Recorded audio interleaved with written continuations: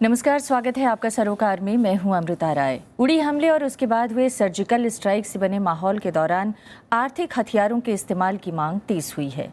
ये बहस चलाई जा रही है कि देशभक्ति की लड़ाई अब आर्थिक अस्त्र या औजार के जरिए लड़ी जानी चाहिए। इसी कड़ी में पाकिस्तान और चीन के साथ व्यापार के बहिष्कार की मुहिम भी जोरों पर है। खासकर चीन से आयातित सामान निशाने पर हैं। भारतीय जनता पार्टी के असम के मुख्यमंत्री सर्बानंद सोनोवाल ने कहा है कि राज्य के लोग चीन से बने खिलौने और सामान न खरीदें। हालांकि इससे पहले पार्टी के राष्ट्रीय महासचिव कैलाश विजयवर्गीय का ट्वीट और प्रधानमंत्री के दस्तखत वाली फर्जी अपील भी सोशल मीडिया पर खूब चर्चा पा चुकी है। माहौल ऐसा है कि चीनी वस्तुओं का बहिष्कार राष्ट्रभक्ति का पर्याय माना जाने लगा है। हालांकि सच ये भी है कि खुद सरकार की ओर से ऐसी कोई भी पहल नजर नहीं आई। चीन और पाकिस्तान से व्यापारिक और वाणिज्यिक संबंध बदस्तूर जारी हैं। एफडीआई की होड़ के जमाने में विदेशी सामान के खिलाफ जन आक्रोश और बहिष्कार की ये मुहिम कितनी असरदार है, ये सवाल आज मुखर है। स्वदेशी की मुहिम चलाने वाले लोगों से भी सवाल है कि क्या ये मुहिम गांधी के स्वदेशी मुहिम से अलग नहीं है, जिसमें लोग अपनी कमाई से खरीदी गई विदेशी चीजें स्वाहा करते रहे, और आज अपील उन आयाती चीजों के बहिष्कार की है जिसकी अनुमति अपनी ही चुनी हुई सरकार ने आज दी है। वैसे आपको ये भी बता दें कि भारत और चीन के बीच इस वक्त 71 बिलियन डॉलर का कारोबार हो रहा है, यानी ट्रेड है, और भारत और पाकिस्तान के बीच औपचारिक अनौपचारिक का कोई आंकड़ा नहीं है, लेकिन अगर जो औपचारिक आंकड़ा बताएं तो तकरीबन 3 बिलियन डॉलर का कारोबार है। तो आज बहस इन्हीं मुद्दों पर।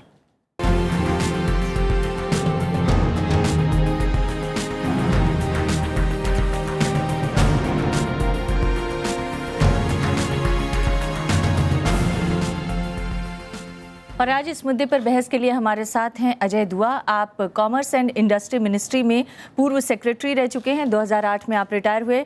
आपके वक्त में वैश्विक आर्थिक संकट के समय भारत की आर्थिक नीतियों के निर्धारण में आपकी महत्वपूर्ण भूमिका रही।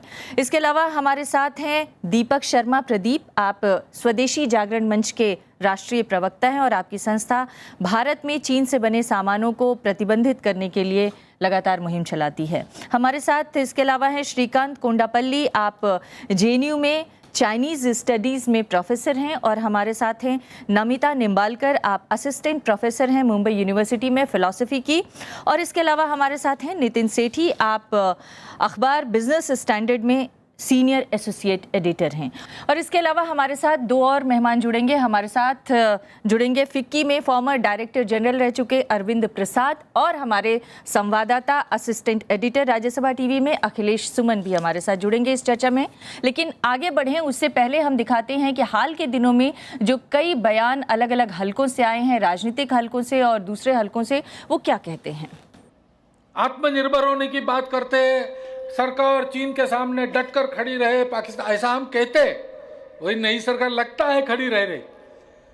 परंतु जब तक हम अपने देवी देवताओं की मूर्तियों तक, रोज के उपयोग की वस्तुओं तक चीन का बना माल खरीदना छोड़ नहीं देते, तब तक सरकार को बल कहां से मिलेगा।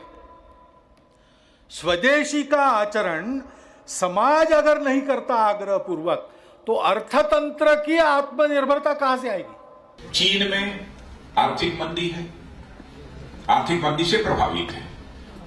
आपने देखा वो अपनी करेंसी, जैसे यहाँ का रुपया कभी डॉलर के मुकाबले में घट जाता बढ़ जाता है, तो चीन ने भी अपनी करेंसी युआन को, उसकी कीमत कम कर दी, डिवैल्यू कर दिया। तो भारत ने कहा अच्छा, पड़ोसी देश हो, खूब माल दुनिया के दूसरे देशों को एक्सपोर्ट करते हो। अब भारत चीन में बने हुए सामान को खूब इंपोर्ट कर रहा है। तो उसने चीन ने सोचा कि हम यदि अपने करेंसी की वैल्यू को कम कर देंगे, डीवैल्यू कर देंगे, तो भारत में हमारा एक्सपोर्ट बढ़ जाएगा, चीनी सामान और आकर जो है भारत में डंप होगा। तो हमारी सरकार ने फैसला कर लिया, हमारे प्रधानमंत्री ने फैसला कर लिया, जो चीन से माल आएगा उस पर हम ड्यूटी बढ़ा देंगे, ताकि चीन अपने माल को भारत की धरती पर। यह दूरदृष्टि, यह विजन हमारी सरकार के पास है। चाइना से आने वाले हर चीज को रोकने का मांग भी थी, वो तो मुमकिन की बात नहीं है। See, we may have legitimate reasons to want to stop imports from a country on a blanket kind of a way. That's not possible. We cannot, just because we have legitimate reasons, stop goods from coming from a country just because we want to stop everything from that country. तो अभी आपने देखा तमाम नेताओं के बयान जो अपने अपने तरीके से इस चाइनीज़ सामानों की पाबंदी को लेकर अपने विचार व्यक्त कर रहे थे। अपनी चर्चा में आगे बढ़े उससे पहले हम चलते हैं हमारे संवाददाता अखिलेश सुमन के पास। इस माहौल में जब ये मांग बहुत तेज़ी से उठाई जा रही है कि चाइनीज़ सामानों को भारत में बैन कर दिया जाए, उसी तरफ फिक्की और नीति आयोग एक बैठक आयोजित कर रहा है, एक समिट आयोजित कर रहा है, एक डायलॉग किया जा रहा है चाइना के बिजनेसमैन के साथ कि कैसे हम अपने दोनों देशों के बीच बिजनेस को बढ़ावा दें, कैसे ट्रेड डेफिसिट कम किया जाए और कैसे जो व्यापार है उसको और मजबूती प्रदान की जाए।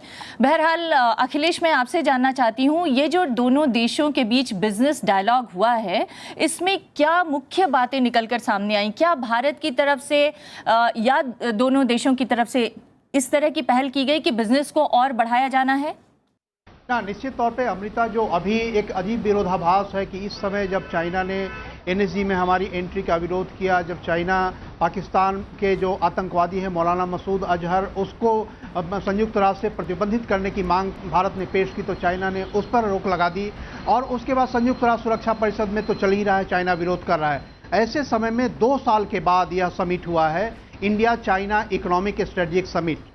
तो आप समझ सकते हैं कि बिल्कुल चीजें वैसी नहीं है जैसी साफ साफ दिख रही हैं। आपको याद होगा कि प्रधानमंत्री नरेंद्र मोदी ने जब शपथ ग्रहण किया तो उन्होंने मेक इन इंडिया का नारा दिया और एक तरीके से मेक इन इंडिया हमारी अर्थव्यवस्था की आज एक बहुत ही केंद्रित बिंदु बन गई है। तो मेक इन इंडिया के तहत पिछले 2 सालों से यह चर्चा चल रही है कि चाइना इसमें कितना मदद कर सकता है और चाइना की तरफ से इसमें रुचि दिखाई गई है। और अगर कहें तो परसों और कल 2 दिनों का यह समिट हुआ है, एक दिन रेलवे के साथ समिट हुआ और एक दिन अन्य व्यापारियों के साथ समिट हुआ और इस समिट में करीब 16 डॉक्यूमेंट पे एग्रीमेंट किए गए, जिसमें कि बिजनेस टू बिजनेस भी है और गवर्नमेंट टू बिजनेस भी है।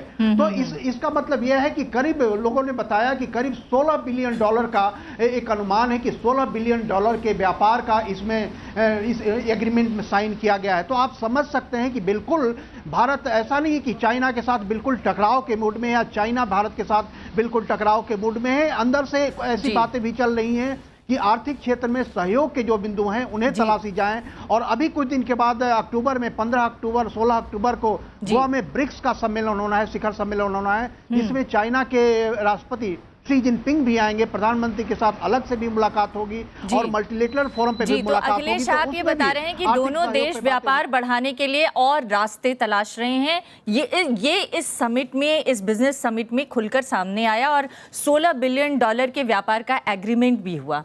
मैं दीपक जी आपसे जानना चाहती हूँ, एक तरफ तो आप लोग मांग कर रहे हैं कि बैन लगाया जाए, चाइनीज सामानों का बहिष्कार किया जाए, दूसरी तरफ आप सुन रहे हैं खुद सरकार कह रही है और सरकार की मंत्री कह रही हैं कि ब्लैंकेट बैन नहीं लगाया जा सकता, और तीसरी तरफ ये समिट है जिसमें खुद नीति आयोग, रेलवे मिनिस्ट्री और तमाम देश के कॉरपोरेट्स मिलकर बैठक कर रहे हैं और चाइना के साथ बिजनेस बढ़ाने के लिए एग्रीमेंट हो रहा है।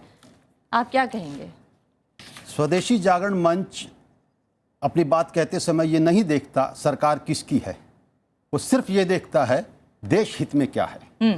चीन से जो हमारा ये व्यापार हो रहा है ये भारत के हित में नहीं है। उसके पीछे क्या तथ्य हैं? आपने बताया $71 बिलियन का, स्वदेशी जागरण मंच के अनुसार वो 70 प्लस कुछ बिलियन का है। $61 बिलियन का उसका माल आता है। हम क्या बेचते हैं? $9 बिलियन का। हमारा ट्रेड डेफिसिट कितना है? $51 बिलियन का। $52 बिलियन का। हम क्या बेचते हैं? कच्चा माल, आयरन और कच्ची रबड़। वो क्या बेचते हैं? स्टील और टायर। नहीं, हाँ ठीक है, जब हमारा ट्रेड डेफिसिट $51 बिलियन का है, प्रधानमंत्री जी इतनी मेहनत करके 2015-16 में गर्व से सरकार कहती है हम $55 बिलियन FDI लाए, तो $51 बिलियन तो चाइना को चली गई। तो फिर अगली FDI के लिए फिर विदेशी कंपनियों को और बुलाएंगे। नहीं, लेकिन एक बात बताइए, आप लोग ये सारे आंकड़े आपके पास हैं, आप लोग बार बार आम लोगों से ये मांग कर रहे हैं कि आप चाइनीज सामानों का बहिष्कार कीजिए। क्या आप सरकार से भी ये मांग करते हैं कि इन चाइनीज आयात पर बैन लगा दिया जाए? जब वो सामान आएंगे ही नहीं तो लोग खरीदेंगे नहीं तो बहिष्कार हो गया, तो आप मांग कीजिए इस बात। इसमें हमारी मांग सरकार से भी है और समाज से भी है। अकेले समाज से भारत की स्थिति नहीं सुधरेगी। समाज की तरफ से योगदान मिल रहा है। इस त्योहारों में समाज ने लगभग तय किया है कि हमारे जो सैनिक शहीद हुए हैं उसका हम बदला लेंगे और चीनी माल नहीं खरीदेंगे, वरना पाकिस्तान की हैसियत क्या है? उसके पीछे चीन खड़ा है।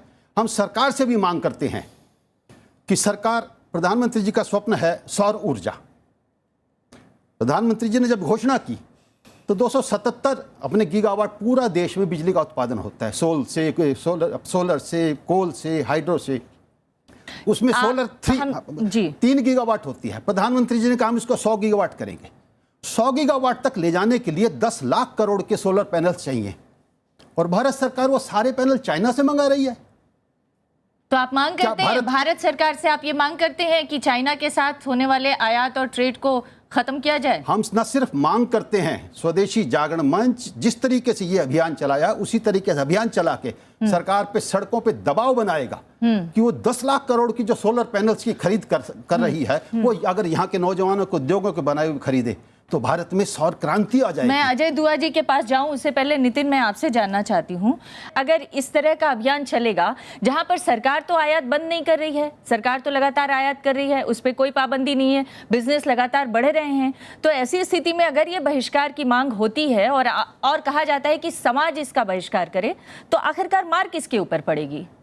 अमिता जी, मुझे तो समझ नहीं आ रहा कि मैं हंसूं, रोऊं कि ये विश्वास करूं कि एक मिथ्या की दुनिया में जी रहे हैं कि धंधा किस तरह चलता है और नेतागिरी किस तरह चलती है, दोनों एकदम अलग अलग चीज़ें हैं। जिस स्तर पे बात हो रही है कि बंद कर दें, रोक दें, देश से कुछ आएगा नहीं, देश से कुछ जाएगा नहीं, 18वीं सेंचुरी में भी ऐसा ना था, 17वीं सेंचुरी में भी ऐसा नहीं था। तो हम किस तौर पे बात कर रहे हैं समझ नहीं आ रहा। अब जैसे उन्होंने दलील दी कि सौर ऊर्जा के लिए हमें अपना बनाना चाहिए, बिल्कुल बहुत अच्छी बात है, बल्कि शुरू में सोच यही थी, पर मुसीबत चाइना के साथ नहीं थी, मुसीबत तो यूएस के साथ थी, जो बोला कि आपको डोमेस्टिक कैपेसिटी अपनी नहीं इस्तेमाल कर पाएंगे, आप सब लोगों से खरीदिए, जो भी बेच रहा है बेचिए। तो ये ट्रेड की आपस में जो वॉरफेयर है, एक ट्रेड एडवांटेज गेन करने का, ये तो सब देश आपस में करते हैं, इसमें तो कंपटीशन होगा ही। अब इसमें हम भी कोशिश करते हैं कि अगर हमारे लगा कि हमारी स्टील इंडस्ट्री पे प्रेशर था, हमने टैक्सेस बढ़ाने की, थोड़ा बचाव देने की कोशिश करी अपनी स्टील इंडस्ट्री को, ठीक है, इसमें कोई बात नहीं है। पर ये बोलना कि हम बहिष्कार कर देंगे, ठीक है, सारे सेलफोन बंद कर दीजिए, घर बैठते हैं तो क्या बंद? हाँ, मतलब ये कोई तर्क नहीं है, कहाँ से इससे शुरू करें, और इससे तर्क से आप बात भी नहीं कर पाते। मुझे डर ये लगता है कि अगर आप इस तरह से बात शुरू करेंगे तो तर्क से आप इसको खत्म भी नहीं कर पाएंगे, क्योंकि इसमें कोई लॉजिक शुरुआत नहीं है। कहीं कॉन्वर्सेशन पकड़ने का एक जरिया होना चाहिए कि मैं बोलूं कि हाँ, देश आपस में करते हैं, इकोनॉमिक वॉरफेयर एक नॉर्मल स्ट्रैटेजी है जो रोजमर्रा चल रही होती है देशों के बीच में। जो देश आपस में सबसे करीबी दोस्त होते हैं, अगर आपको विकीलीक्स याद है, यूरोप यूएस में इतनी दोस्ती है, एक दूसरे के ट्रेड इंटेलिजेंस गैदर करना एक नॉर्मल एक्टिविटी है देशों के बीच में। अब ये सब रोजमर्रा की बात है, देश ऐसे ही चलते हैं, नेशन स्टेट्स ऐसे ही ऑपरेट करते हैं, पर इसमें बोल देना कि अब हम बंद कर देंगे अपने दरवाजे, अपने घर में बैठेंगे, जो घर में उगेगा खाएंगे, बता मुझे मालूम भी नहीं पड़ा कि मैं कहां से। उसके लिए 2 चीजें करनी पड़ेंगी। पहली तो ये कि विकल्प देना पड़ेगा कि अगर हमें स्वदेशी ही चलाना है तो हमारे पास उसके क्या तरीके हैं, तो और दूसरा रीजनेबल, कोई रीजनेबल शिकायत होनी चाहिए। क्या आपको लगता है, अभी वाणिज्य मंत्री का हमने बयान सुना, उन्होंने कहा कि अगर कोई रीजनेबल शिकायत होगी तो हम सोचेंगे, अदरवाइज ब्लैंकेट बैन नहीं किया जा सकता। हमने WTO में करार भी कर रखा है तमाम देशों के साथ व्यापार का। क्या इस तरह की मांगे कहीं से भी जायज लगती हैं आपको? मांग आना, उससे मुझे कोई सरप्राइज नहीं है। ये देश में बहिष्कार किया जाए बाहर के माल का, देश में हम अपना माल बनाएं, ये डिमांड इस मंच का बेसिस है। लेकिन ये डिमांड सिर्फ इस मंच से नहीं हो रहा है, ये डिमांड तो अब असम के मुख्यमंत्री कह रहे हैं, बैन करने की बात नहीं कर रहे हैं, लेकिन वो कह रहे हैं बहिष्कार कर दीजिए। अपने ही स्टेट के लोगों को अगर मुख्यमंत्री कह रहा है कि आप चीनी सामान का बहिष्कार कीजिए, तो उसको ये भी कहना चाहिए कि इसको आयात बैन किया जाए, इसके आगे भी कोई और रास्ता सुझाया जाना चाहिए। मैं आपका बिल्कुल ठीक बता रही है कि अब कुछ सरकारी लोगों ने भी कहना शुरू कर दिया, जैसे आपने सोनोवाल जी का नाम लिया। प्रश्न ये है कि हम अपने आप को उतना ही हार्म करेंगे जितना हम सोच रहे हैं कि हम चीनियों को या पाकिस्तानियों को करेंगे अगर हमने उनके साथ व्यापार बंद कर दिया। मेरे हिसाब से चीन को इतना घाटा नहीं पड़ेगा अगर हमने उनसे $50 बिलियन का माल कम कर दिया। $50 बिलियन चीन के लिए 1% भी नहीं है उनके ट्रेड का। हमारे लिए चीन का जो आयात करते हैं वो 20% से ऊपर है अंदाजन, मैं बड़े फिक्र कह रहा हूँ। और हम चीन से क्यों ले रहे हैं? कोई हम चीन को प्रेफरेंस नहीं देते कि चीन का माल आए। हम जरूर चीनी माल को हम ले रहे हैं क्योंकि वो सस्ते रेट पे बना सकते हैं। वो हिंदुस्तान में जो हम जिस रेट पे हम बना सकते हैं या जिस क्वालिटी का हम बना सकते हैं उनसे उनका रेट और क्वालिटी फ़र्क है। पहले कहते थे चीनी माल सब निकम्मा है वगैरह, अब वो बात नहीं रही। बहुत चीज़ें चीन से आ रही हैं, सस्ता मगर क्वालिटी नहीं जी, गुणवत्तापूर्ण भी है। बहुत माल गुणवत्ता भी है। हम पहले कहते थे 20 साल पहले कि चीन से अगर आपने रेल लिया तो रेल चलेगी नहीं, इलेक्ट्रिसिटी प्लांट लिए वो चलेंगे नहीं। आज दुनिया भर के बेस्ट प्लांट्स और बेस्ट रेलवेज चीन बना रहा है। मैं कंज्यूमर गुड बिजली वाले की बात, बिजली के गुड्स की या खिलौने की बात नहीं कर रहा। बड़ा जो इंपोर्ट चीन से हो रहा है इन चीज़ों का है। पर मेरा सवाल अरविंद जी आपसे भी है, मैं आपके पास आऊँ उससे पहले मैं अरविंद जी से ये सवाल करना चाहती हूँ। जब चीन सस्ता माल बना पा रहा है, चीन गुणवत्तापूर्ण भी माल बना पा रहा है, कुछ सामानों को छोड़ दिया जाए तो बहुत सारे बड़े इलेक्ट्रॉनिक्स आइटम जो हैं वो चीन से पूरी दुनिया में आयात हो रहे हैं या बनवाए जा रहे हैं। तो फिर भारत क्यों नहीं कर पा रहा? अगर भारत को आत्मनिर्भर बनना है, बहुत सारे बिजनेस कम्युनिटी कॉर्पोरेट्स की तरफ से ये गाहे बगाहे डिमांड आ रही है। हालांकि हमने ये भी देखा कि फिक्की में कॉर्पोरेट ने चाइना के साथ मिलकर एक बिजनेस समिट किया, लेकिन उसके दूसरा पक्ष ये भी है कि कॉर्पोरेट के अलग अलग समूहों से कई बार इस तरह की मांग उठती भी रही है कि चाइनीज सामानों पे रोक लगाई जाए या उसको किसी तरह से लिमिट किया जाए। ऐसी स्थिति में क्यों नहीं हम अपने आप को इतना आत्मनिर्भर कर पा रहे हैं और क्यों नहीं हम उस तरह की गुणवत्ता हासिल कर पा रहे हैं, उस तरह का व्यापार कर पा रहे हैं? देखिए, आपने अभी जिक्र किया था कि 2 साल पहले जब प्रधानमंत्री जी पहली बार 15 अगस्त को जो मेक इन इंडिया की बात कही थी तो उन्होंने लॉन्च किया था कम मेक इन इंडिया, एंड उन्होंने ये भी कहा था 0 डिफेक्ट और 0 इफेक्ट। एसेंशियली उस समय उनकी भावना जो थी और बाद में जो कार्यक्रम आए उसमें कहीं पर यह नहीं था कि हम सारी चीज़ों को अपने देश में बनाएंगे और अपने देश के लिए बनाएंगे और सिर्फ देशवासी ही बनाएंगे। आइडिया यह था कि दुनिया भर के लोग आके भारतवर्ष में बनाएं और भारतवर्ष के लिए नहीं, देश दुनिया भर के लिए बनाएं। तो कहीं न कहीं नीति अभी भारत सरकार की और हम समझते हैं देश के हित में है कि हम ग्लोबल इकोनॉमी का एक स्ट्रॉन्ग पार्ट रहें, अपने आप को एक जो कभी देश में बनाने की पहली बात थी जो स्वतंत्रता के टाइम में, वो इंपोर्ट सब्स्टिट्यूशन की बात थी कि हम सारी चीज़ें जो हमारी देश की आवश्यकता है देश के अंदर बनाएं। आज हमारे यहाँ जो देश में मैन्युफैक्चरिंग का और मेक इन इंडिया का जो कॉल है वो इंपोर्ट सब्स्टिट्यूशन की बात नहीं है, वो दुनिया भर के लिए अपने देश में बनाने की बात है। दूसरी बात रही कि मेक इन इंडिया के लॉन्च के क्रम में जो major ease of doing business पर फोकस किया गया है गवर्नमेंट ऑफ इंडिया से, लेटेस्ट जीएसटी है जो लॉजिस्टिक को इंप्रूव करता है और इससे इंडियन इंडस्ट्री डेफिनेटली कम्पिटिटिव होगी। तीसरी बात, मैं जो अभी जनरल कंज्यूमर्स को ये आह्वान किया गया है कि आप चाइनीज इन गुड्स नहीं खरीदें, उसका मुझे लगता है बहुत ही सीमित ही प्रभाव पड़ेगा कि अगर चाइनीज इंडस्ट्री अगर दिवाली के अवसर पर हम बिजली के तार और बत्ती नहीं भी खरीदते हैं, लेकिन अगर मेजर पावर प्लांट्स जो ट्रांसमिशन के सारे इक्विपमेंट्स हम चाइना से इंपोर्ट करते हैं तो हम बिजली की बत्ती और तार खरीदें या ना खरीदें उसका बहुत कम ही इम्पैक्ट पड़ेगा। हम धनतेरस में जाके चम्मच कटोरे मेड इन चाइना न खरीदें, लेकिन पूरा स्टील इंडस्ट्री, स्टील अगर चाइना से आ रहा हो तो हम चम्मच कटोरे खरीदे ना खरीदे उसका बहुत लिमिटेड इफेक्ट पड़ेगा। जी, आप ये कह रहे हैं कि इस तरह की मांगों का इस तरह के मुहिम का कोई खास असर नहीं पड़ने वाला ओवरऑल बिजनेस पे। लेकिन मैं आपसे ये जानना चाहती हूँ कि क्या मेक इन इंडिया का जो भारत का की मुहिम है उसको इससे मजबूती मिलेगी अगर चाइना के साथ ट्रेड व्यापार ज़्यादा होता रहे?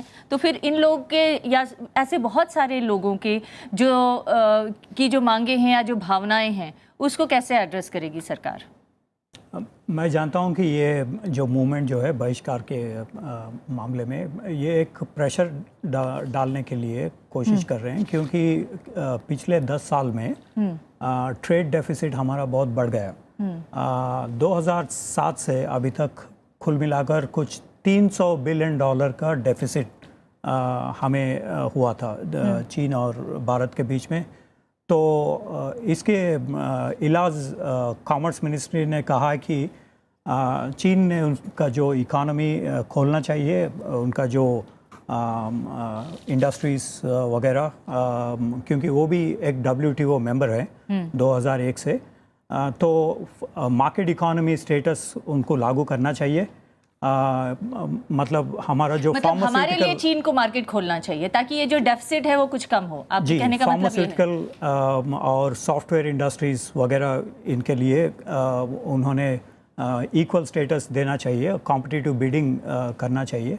लेकिन इस 10 साल में कोई भी स्टेट ओन्ड एंटरप्राइजेस चीन में अभी तक भारत के जो सॉफ्टवेयर इंडस्ट्रीज़ का कोई पैकेज उन्होंने नहीं खरीदा। टेंडर्स में उनका डिस्क्रिमिनेट हुआ है। वैसे ही फार्मास्यूटिकल कंपनीज में भी तो मैं ये जानना चाहती हूँ कि एक तरफ आप कह रहे हैं कि 2007 से लेकर 2016 के बीच $300 बिलियन का व्यापार घाटा हुआ, दूसरी तरफ आप ये भी कह रहे हैं कि जो भी हमारी इंडस्ट्री चाइना में अपना व्यापार करना चाहती है, लगाना चाहती है, वहाँ पर भी उसके साथ उस तरह का व्यवहार नहीं हो रहा, उसको उतने मौके नहीं मिल रहे हैं। तो फिर हम क्यों इस तरह के बिजनेस समिट कर रहे हैं? क्यों हम बिजनेस टू बिजनेस बढ़ावा देने के लिए नीति आयोग या रेलवे मंत्रालय या हमारे कॉर्पोरेट्स इस तरह की समिट कर रहे हैं जिसमें 2 दिन पहले $16 बिलियन का एग्रीमेंट हुआ है? ऐसा क्यों हो रहा है जब चाइना हमें अपने लिए इस तरह के मौके एग्रीमेंट्स तो हुआ है लेकिन उनका लागू नहीं हुआ है। जब शी जिनपिंग सितंबर 2014 में भारत पहुंचे तो उन्होंने $20 बिलियन का 5 साल का एक प्लान बनाया था। अभी तक 2 साल में एक $1.2 बिलियन का अभी इन्वेस्टमेंट हुई है चीन से भारत तक। जैसे कि हमारा ट्रेड डेफिसिट कुछ $300 बिलियन है और उनका इन्वेस्टमेंट अभी तक ये 2 साल में $1.2 बिलियन का इन्वेस्टमेंट हुई है। तो बहुत सारे ऐसे इसमें हमारा डेफिसिट और नुकसान बहुत है चीन से। चाइना ने कोई प्रोहिबिशन नहीं किया हिंदुस्तान के गुड्स का कि हिंदुस्तान, तो फिर हम अगर चाइना ने अगर पाबंदी नहीं लगाई है तो हम क्यों नहीं सफल हो पा रहे हैं? हम सफल नहीं हो पा रहे हैं तो कारण बिल्कुल यही है, कंपेटिटिव आपको होना जरूरी है। अगर वियतनाम आपसे सस्ते कपड़े वहाँ उनको देने को तैयार है, बांग्लादेश से जूते सस्ते जाएंगे, वहाँ पे लेदर सस्ता जाएगा, टेक्सटाइल जाएगा, तो क्यों कोई लेगा? ये प्रोहिबिशन है। अगर वो बोले पाबंदी लगा रहे हैं, जरूर आप उनके विरुद्ध कार्रवाई कर सकते हैं।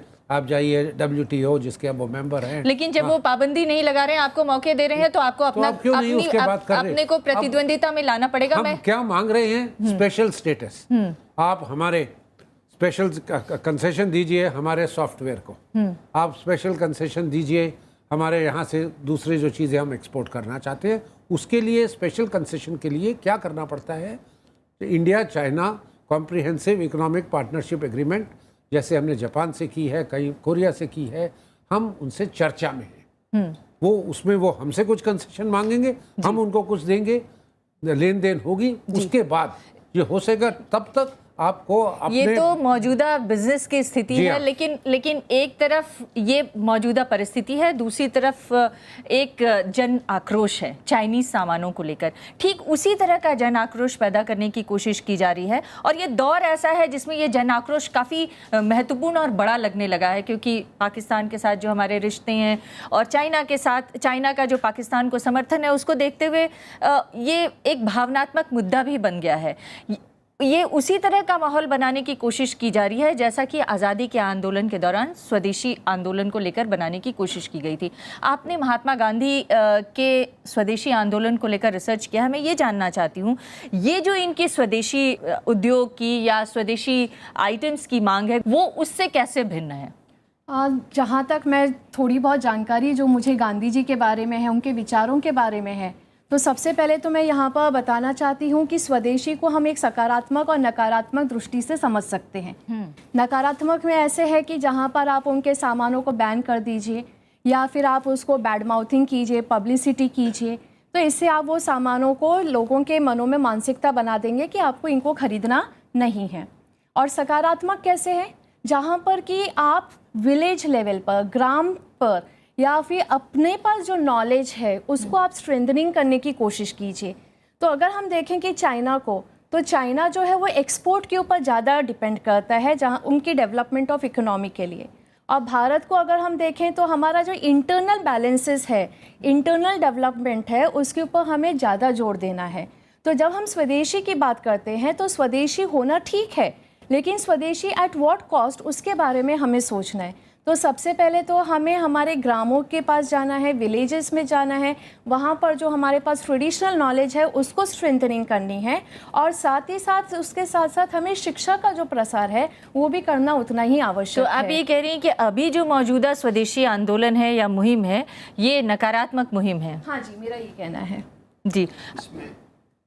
स्वदेशी दुनिया की अर्थव्यवस्था से कटे रहने का कभी समर्थन नहीं करता। हमारी शिकायत है कि मुझे एक गीत का एक बोल याद आता है, पहले तो होश छीन लिए जुल्मों सितम से, दीवानगी का फिर हमें इल्ज़ाम दिया है। मैं उदाहरण अभी देता हूँ, 91 तक हमें डोमेस्टिक इंडस्ट्री को तैयार होने का मौका नहीं दिया गया। इतना सख्त सरकारी नियंत्रण रहा कि हमारा उद्योग पनप नहीं पाया, और अचानक उसे 91 में कह दिया जाओ विश्व की प्रतिस्पर्धा में खड़े हो जाओ। तो ये तय है कि हम कमज़ोर पड़ेंगे। साक्षी मलिक अगर गई थी तो उन्होंने पहले तैयारी की थी। बहस करेंगे कि क्या 91 से पहले तक हमारे डोमेस्टिक उद्योग को पनपने का मौका दिया गया कि नहीं दिया गया? जो आज़ादी के आंदोलन के दौरान स्वदेशी की मुहिम चली थी और उसके बाद जो औद्योगिकरण का एक दौर आया था, क्या वो असफल रहा? इस पर हम बात करेंगे। एक ब्रेक के लिए रुकते हैं, ब्रेक के बाद लौटेंगे।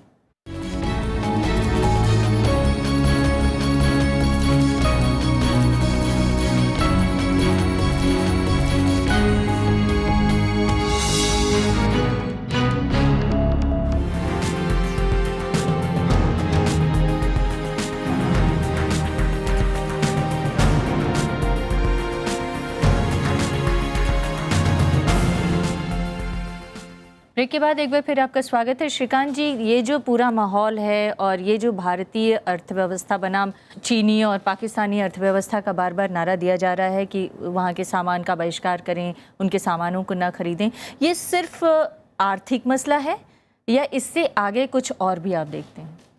अगर चीन का आर्थिक परिस्थिति अगर देखें तो वो ग्लोबलाइजेशन और नेशनलिज्म को कंबाइन कर दिया है, कर चुका है। और जब WTO में उन्होंने शामिल हुआ 2001 में, तब उनका जो एक्सपोर्ट्स थी कुछ $200 बिलियन का एक्सपोर्ट्स, अभी उनका एक्सपोर्ट्स है $3 ट्रिलियन का एक्सपोर्ट्स है। तो मुझे लग रहा है कि ये जो स्वदेशी जागरण के मूवमेंट जो है वो दबाव डालने के लिए इसके ऊपर चीन का इकोनॉमी खोलने के लिए, जैसे कि उन्होंने अभी तक चीन ने कुल मिलाकर अभी $3 बिलियन इन्वेस्टमेंट भारत में कर चुके हैं इस 16-17 साल में। अगर सिंगापुर का देखें, अब उनका तो $16 बिलियन का इन्वेस्टमेंट है। जापान का अगर देखें कुछ $100 बिलियन का इन्वेस्टमेंट, जैसे कि अहमदाबाद इंडिया में वो प्रपोज्ड है, जो क्योंकि अभी लैंड एक्विजिशन बिल पास नहीं हुआ। अभी जो अहमदाबाद तो मुंबई हाई स्पीड रेलवे जो है, जब शिंजो अबे ने पिछले साल आ चुके थे तो उन्होंने बहुत सारे ऐसे इन्वेस्टमेंट कर चुके हैं ऑलरेडी। अमेरिका से कुछ $100 बिलियन का इन्वेस्टमेंट आ चुकी है भारत में। आ चुकी है या करार हो चुका है? केवल एग्रीमेंट हुआ है? करार हो चुका है। चीन से अभी सिर्फ $3 बिलियन का इन्वेस्टमेंट। तो मैं एक सवाल, अगर हम देखें पाकिस्तान में उन्होंने इतना अनसर्टेनिटी है और $45 बिलियन उन्होंने इन्वेस्ट करना चाहते हैं और भारत में सिर्फ $3 बिलियन इन्वेस्टमेंट कर चुके हैं।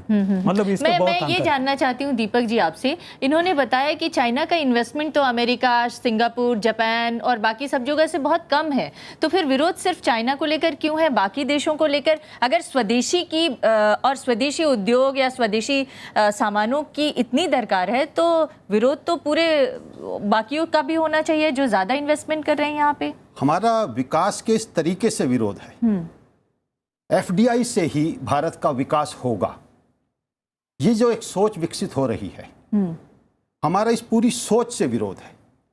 हमारा ये मानना है कि विश्व में हमें कंपटीशन में खड़ा होना चाहिए और उस कंपटीशन में हम जब खड़े हो पाएंगे अपने देश के उद्यमियों, अपने नौजवानों के बल पर। FDI जब हम लाते हैं तो बदले में हमें कुछ देना पड़ता है, और अब FDI में हम आइटम्स नहीं बेच रहे हैं, हम एम्प्लॉयमेंट जनरेटिंग सेक्टर्स को बेच रहे हैं।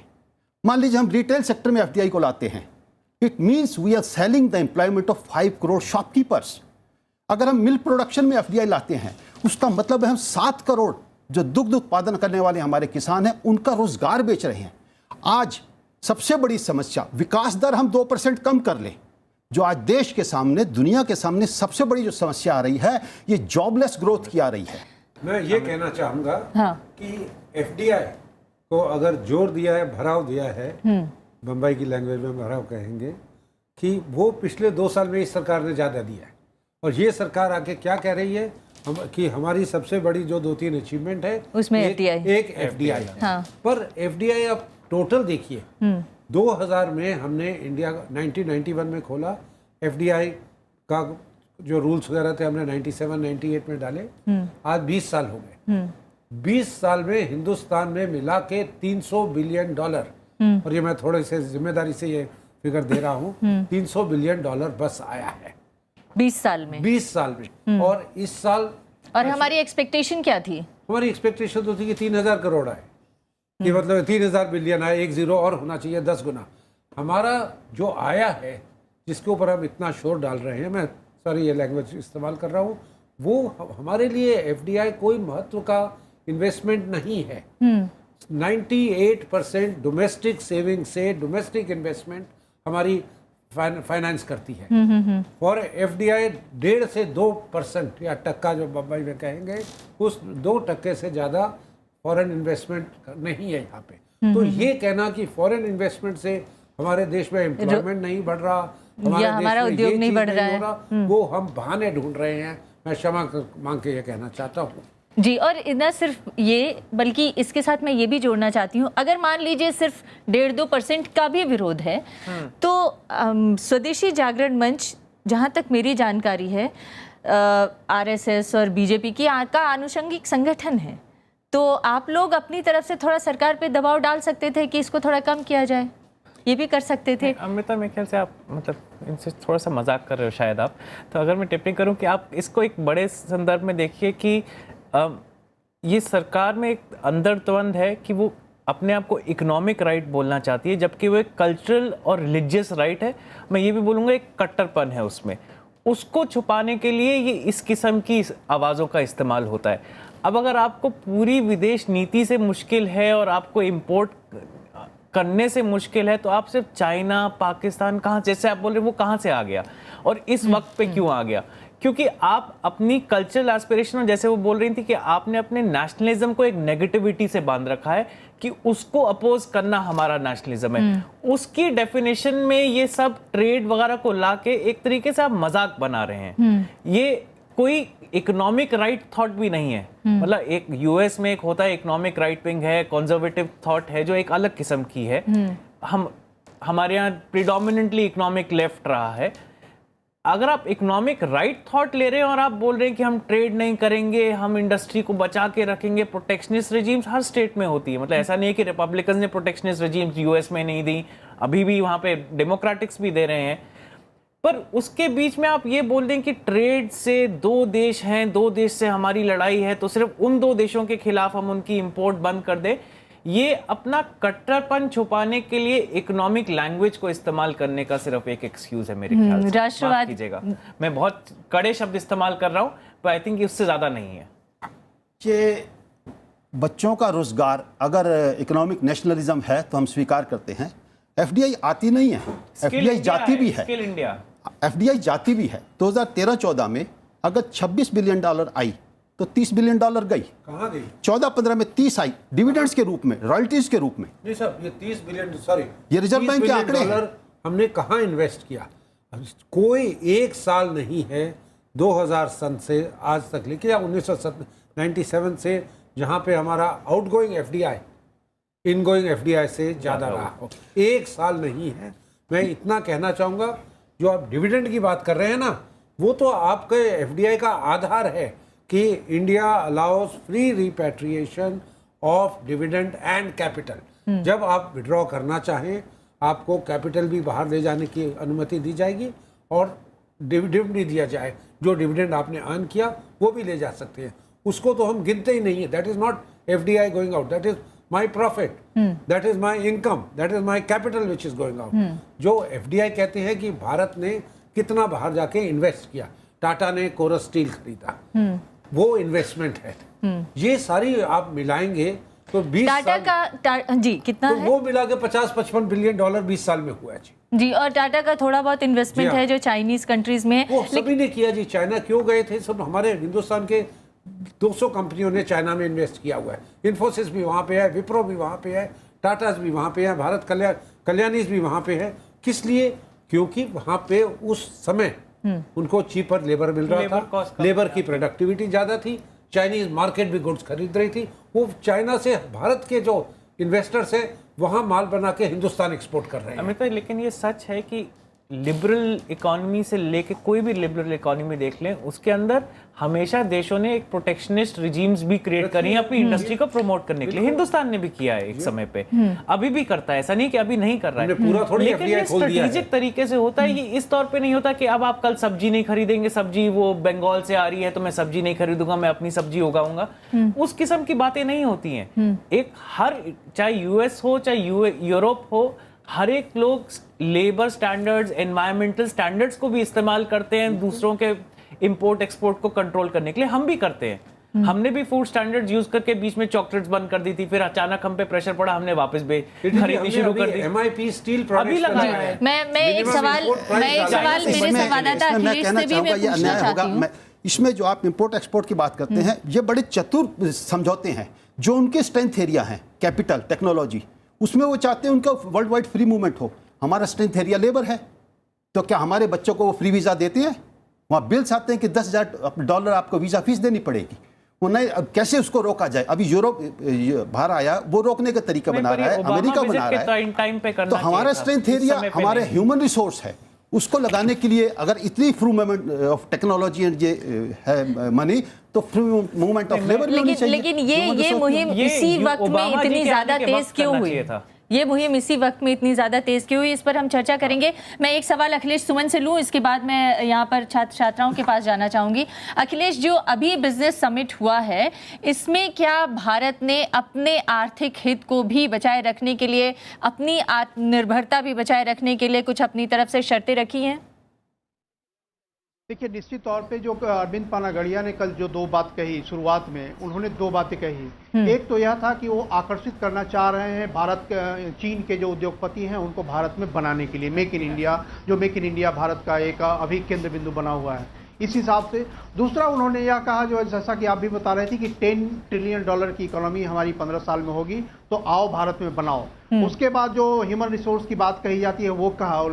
लेकिन साथ साथ एक बात उन्होंने खास बात यह कही, फार्मास्यूटिकल और IT सेक्टर में फुटहोल्ड देने के लिए, जो भारत पिछले 10 सालों से कह रहा है चीन को, यह बात उन्होंने फिर दोहराई है। तो एक तरीके से कहें कि चीन की कंपनियों पे लगातार ये दबाव भारत बनाने की कोशिश कर रहा है कि हमारा जो कोर कॉम्पिटेंस है, उस कोर कॉम्पिटेंस में हमको जगह दीजिए। लेकिन इसमें एक तथ्य एकदम स्पष्ट है कि दोनों देशों के बीच व्यापार समझौते जस के तस हैं, बदस्तूर जारी हैं और बढ़ाने की पर्याप्त कोशिशें भी जारी हैं। ये एक तरफ ये प्रतिबंध की मांग और बहिष्कार की मांग है, लेकिन दूसरी तरफ व्यापार और ट्रेड लगातार जारी है। बहरहाल, मैं चाहती हूँ कुछ छात्र छात्राओं के सवाल लिए जाएं, इसके बाद आखिरी कमेंट आपका।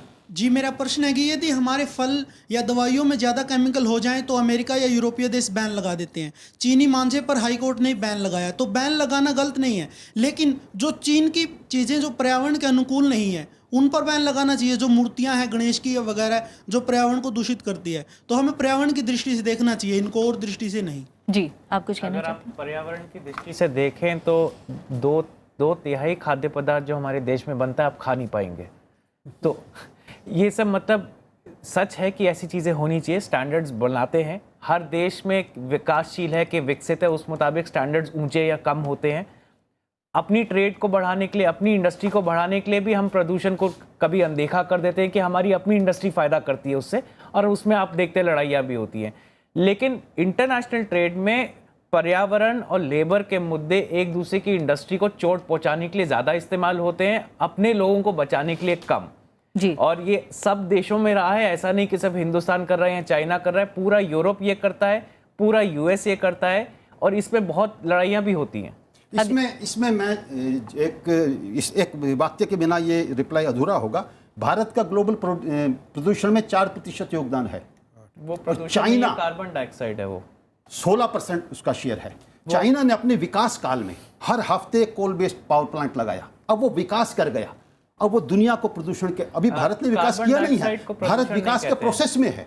अमेरिका ने विकास कर लिया मैक्सिमम पोल्यूशन करके, पर कैपिटा पोल्यूशन वहां मैक्सिमम वर्ल्ड का, चाइना ने कर लिया, हम विकास करने उसको कार्बन डाइऑक्साइड एमिशन, वो पोल्यूटेंट किसी देश में नहीं बोला जाता पर तभी नितिन जी ये चीज में मैं इनसे बिल्कुल सहमत हूँ। और जो प्रश्न पूछा गया है कि अगर कोई वस्तु हिंदुस्तान के लिए अनुकूल नहीं है, हमारे बच्चों के लिए खेलने के लिए टॉयज उनमें अगर लेकिन अभी हाल में अगर कोई खाने की चीज ठीक नहीं है, कोई हार्म करता है, हमारे पास कानून होना चाहिए। चाइना ने प्रदूषण CO2 बोलिए कोई दूसरा बोलिए, चाइना का प्रदूषण बहुत रहा है, तभी चाइना को सबसे कठिन नेगोशिएशन जो क्लाइमेट चेंज के नहीं, लेकिन सिर्फ चाइना क्यों, बाकी बहुत सारी कंट्रीज है जिनका कार्बन एमिशन बहुत ज्यादा रहा है। प्रदूषण में चाइना का बहुत सॉरी, आप फैक्चुअली गलत है जी। चाइना अगर सिर्फ कार्बन डाइऑक्साइड का मेजर ले रहे हैं, दो चीजें बताऊंगा। कार्बन डाइऑक्साइड का सिर्फ मेजर ले रहे हैं,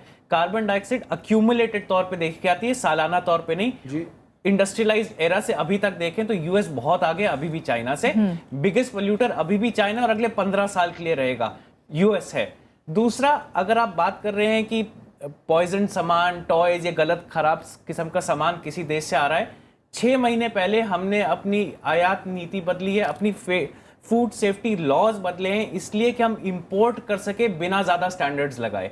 और ये उसके बाद हुआ है जब हमने यूरोप और बाकी देशों से आता माल पकड़ा है जिसमें खराब चीजें पाई गई हैं।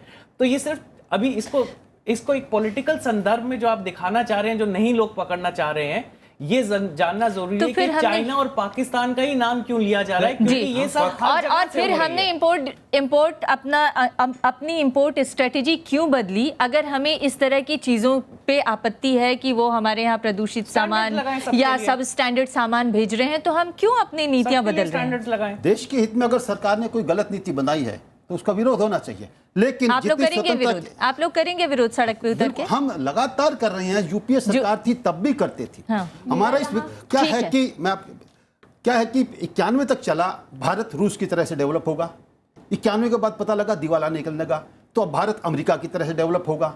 अब लग रहा है कि अमेरिका का मॉडल भी फेल है, अब एक लॉबी है वो कह रही है नहीं भारत चाइना के तरीके से डेवलप होगा। आप लोग उसका विरोध कहना है कि भारत के तरीके से डेवलप। जी मैं अगले सवाल को ले लेती हूँ। सर मेरा सवाल आपसे है दीपक जी, ये है सवाल कि आप लोग लगातार विरोध कर रहे हैं कि चीन का माल नहीं खरीदना है, हमको अपने देश में चीज़ों को डेवलप करना है। तो मैं ये जानना चाहता हूँ कि आप लोगों ने कोई ऐसा जागरण किया है जिससे लोगों के बीच में आप जाएँ, स्किल्ड लोगों को लेके जाएँ और स्किल सिखाने के ऊपर जोर दें, ना कि ज़्यादातर विरोध के ऊपर जोर दें। सरकार भी स्किल इंडिया चला रही है लेकिन गाँव तक उसकी पहुँच उतनी नहीं बन पा रही है। सर एक सवाल और ले लेते हैं। सर जहाँ तक ये पूरी चर्चा मैं समझ पा रहा हूँ, ये ठीक वैसे ही है कि हम सुबह उठें और अपने पड़ोसी से कह दें कि आज से हमारा मुस्कुराना बंद, आप अपने घर मुस्कुराइए, हम अपने घर मुस्कुराएंगे। ये आज ही क्यों बात उठ रही है? आपने जैसा कहा दीपक जी कि आपने कहा कि शहादत, ये जो 18 लोगों की शहादत हुई है उसका सबसे बड़ा हम उपकार तब करेंगे जब हम चाइना का छोड़ देंगे। हम अमेरिका का क्यों नहीं छोड़ रहे हैं, हम जापान का क्यों नहीं छोड़ रहे हैं? दूसरी तरफ आप गाँव की बात करें, शाहजराम जिसकी आमदनी 100 रुपये है और टार्च वो 15 रुपये में खरीदता है चाइना का और 25 दिन जलाता है। वहीं अगर आप दूसरी कंपनी की बात करेंगे वो 250 है, उसकी सेल है वो 35 रुपये की है। आप ऐसा विकल्प दीजिए कि गांव का, ग्रामीण का हर बच्चा अपने भारत के सामान को खरीदने के लिए विवश हो जाए। मैं स्वदेशी जागरण मंच सिर्फ विरोध नहीं करता, जो काम सरकार को करना चाहिए था वो स्वदेशी जागरण मंच ने किया है। स्वदेशी जागरण मंच मानता है जैसे 90 में मोबाइल से हम C.dot में आगे थे, 1G टेक्नोलॉजी में, 2G 3G 4G में हम पिछड़े और आज 100 करोड़ मोबाइल है लेकिन पैसा विदेशियों के पास जा रहा है। अब दोबारा 25 साल बाद एक मौका आया, हम 3 गीगावाट से 100 गीगावाट सोलर एनर्जी पे शिफ्ट कर रहे हैं, तो एक लाखों लोगों को रोजगार, करोड़ों लोगों को मिल सकता है। हमने एक BSDF बनाया है, Bharat solar energy development forum. उसमें हमने देश का सभी साइंटिस्ट, इंडस्ट्री जो बिजनेस करना चाहते हैं उनको इकट्ठा किया है और हर जिले में उसके प्रोग्राम हो रहे हैं। 15 से 18 दिसंबर तक इंटरनेशनल कॉन्फ्रेंस BHU IIT के साथ मिलकर बनारस में हो रही है। हमारा ये मानना था कि सरकार ने जो 14 में कहा कि हम 22 तक ये करेंगे, सरकार ये कहती कि 14 में हम ये कह रहे हैं कि 16 से हम शुरू करेंगे और 22 तक 100 गीगावाट पहुंचेंगे, और उन 2 सालों में देश के वैज्ञानिकों को, इंडस्ट्री को, नौजवानों को, IITs को, ITIs को इतना ट्रेनिंग करके स्ट्रांग कर देंगे कि एक जो अवसर मिलेगा हमें एक औद्योगिक क्रांति का जिसके हम बेनिफिशियरी हो सके तो देश लाभ उठा सके। हुआ ये कि सरकार ने एकदम खोला और विदेशी कंपनियां उसमें लीड ले रही है। तो हम वो BSDF के तहत कंस्ट्रक्टिव आपने कहा जो काम सरकार को करना चाहिए वो आप लोग कर रहे हैं, तो अब आप ये बताइए कि सरकार तो आप वो काम नहीं कर पा रही है जो देश हित में है आपके हिसाब से। आप लोग सरकार पर दबाव बनाने के लिए आगे क्या रणनीति अपनाएंगे? सरकार तो नहीं कर रही है। स्वदेशी जागरण मंच रणनीति नहीं, उसमें सफल हो रहा है।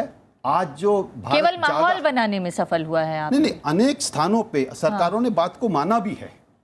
भूमि अधिग्रहण अध्यादेश वापस लिया गया, स्वदेशी जागरण मंच ने बातचीत में भी और सड़क पे भी दबाव बनाया। हाँ, तो इस तरह का दबाव इस मामले में बनाएंगे क्या? हाँ, बना रहे हैं, हम लगातार बना रहे हैं। आप लोगों ने कोई चिट्ठी लिखी? प्रवक्ता आपके सामने ऐसे बोल रहा है तो ये दबाव ही तो है। आप लोगों ने सरकार को कोई चिट्ठी लिखी, कोई अपनी तरफ से ज्ञापन सौंपा, कोई और जाके धरना प्रदर्शन किया, ये सब किया क्या? देश के सोलर मिशन के खिलाफ अगर किसी ने मुहिम छेड़ी है तो वो US ने, चाइना ने नहीं। आपको याद रहना चाहिए कि हमें WTO घसीट के ले गया था US, चाइना नहीं। अगर US ना घसीट के ले जाता तो हमारी डोमेस्टिक इंडस्ट्री सोलर की बेटर कर सकती थी।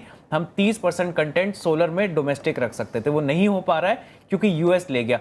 तो ये मेरे ख्याल से अच्छा होता कि शहादत के बाद की जगह ओबामा के विजिट के टाइम अगर ये प्रोटेस्ट होते तो इसका लॉजिक रहता। अभी मेरे ख्याल से ये लॉजिक कुछ और है, जैसे कोई भी समझ रहा है कि लॉजिक कुछ और है, पॉलिटिक्स कुछ और है, जुबान कुछ और है। अभी यहाँ पर क्या है कि नेशनलिज्म और पेट्रियोटिज्म जो है इसके बीच का जो अंतर है वो हम समझ नहीं पा रहे हैं। और चूंकि हम राष्ट्रवाद और देश प्रेम इन दोनों को कंफ्यूज कर रहे हैं और इसकी वजह से मुझे ऐसे लगता है कि ये हमारी इकोनॉमी, और सिर्फ इकोनॉमी नहीं लेकिन हम जिसके ऊपर बैंक कर रहे हैं, दैट इज़ द कैपिटल हमारा जो है, the children of the future, इनका मन दूषित कर रहे हैं। तो जब भी हम देश के बारे में सोचते हैं, उनकी आगे की रणनीति के बारे में सोचते हैं, तो आज जो हम निर्णय लेंगे उसका इफ़ेक्ट काफ़ी साल आगे तक उनके ऊपर दिखाई देगा।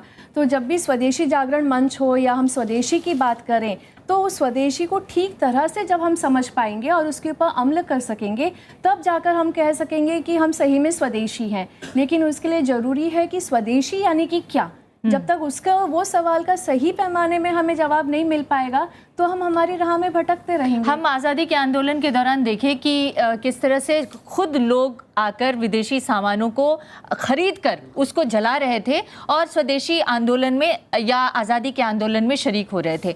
यहाँ पर आप क्या कह रहे हैं? यहाँ पर आप ये कह रहे हैं कि जो गरीब आदमी है या छोटा छोटा कारोबारी है, बेचने वाला है, फुटकर विक्रेता है, वो तो सामान ले आया, अब आप उससे सामान न खरीदिए तो जो छोटे छोटे फुटकर विक्रेता है नुकसान तो उसका हो रहा है। आप कहते हैं कि आम आदमी उस सामान को खरीदे और इसके बाद जला दे, तो शायद ये स्वदेशी आंदोलन का सही तरीका होता। दूसरा जी, मैं इतना कहना चाहूँगा, जो चीनी माल अगर हिंदुस्तान में बिक रहा है, क्योंकि वो हिंदुस्तान में जिस रेट पे हम उसका उत्पादन कर सकते हैं उससे सस्ता है। आज अगर उधर हम कह रहे हैं कि देश में महंगाई रोकी जाए, इन्फ्लेशन ना हो, हमारा सबको रिजर्व बैंक पॉलिसीज वगैरह सब, तो वो तो सस्ता मिल रहा है, कम से कम वो तो लोगों की जेब में आ सकता है। अपने ही देश को अगर आप चाहते हैं कि गरीबों का हमने हितैषी रखना है तो सरकार बोले ना कि हम सब्सिडी देंगे गरीब आदमी को, अगर वो बहिष्कार करेगा चीनी माल को सस्ते को लेने का, वो सरकार करेगी? बिल्कुल नहीं। प्रश्न ये है, आज हम जो बात कर रहे हैं रिन्यूएबल एनर्जी का, जिसके बारे में कहा गया कि 3 गीगावाट से हम 100 गीगावाट पे जाएंगे। सोलर का ऑर्डर, सोलर पैनल्स का जब कोई प्राइवेट आदमी देता है, ये नहीं देखता कि चीनी है या अमेरिकन है या हिंदुस्तानी है, वो दे रहा है कि मैं उस रेट पे बिजली बेच पाऊंगा कि नहीं। पहले जब सब चीन से हम आयात नहीं करते थे, हमने थोड़े हिंदुस्तान की कंपनियां जो 6-7 हैं उनसे प्रोडक्शन लिया, 18 रुपए पर यूनिट का सरकार ने कॉस्ट दिया जी। मतलब सरकार ने सब्सिडी दी है। और अब टेंडर क्या जा रहे हैं, 4 रुपए 62 पैसे लास्ट टेंडर, इस रेट पे इशू सरकार ने खरीदा है। तो ये 14 रुपए जो कम हुआ, सरकार को फायदा हुआ है।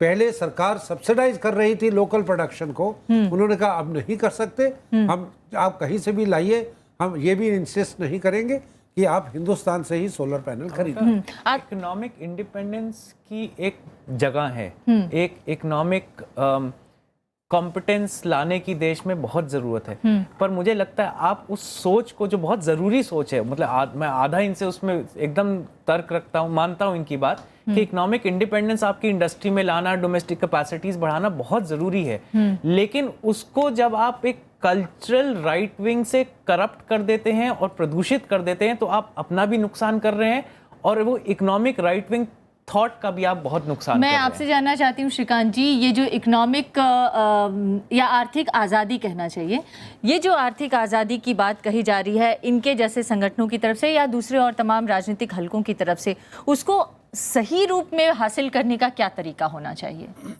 इसमें दो चीज़ है। एक लिबरल इकोनॉमिस्ट कहते हैं कि सारा इकोनॉमी खोल दो, सारे जो डिमांड सप्लाई बेसिस पे उनका कंपटीशन हो और ये सारा ग्लोबली प्रोडक्शन और डिस्ट्रीब्यूशन फ्री मार्केट इकोनॉमी में, वैसे फ्री मार्केट इकोनॉमी है ही नहीं, लेकिन ये एक लिबरल इकोनॉमिस्ट का कहना है।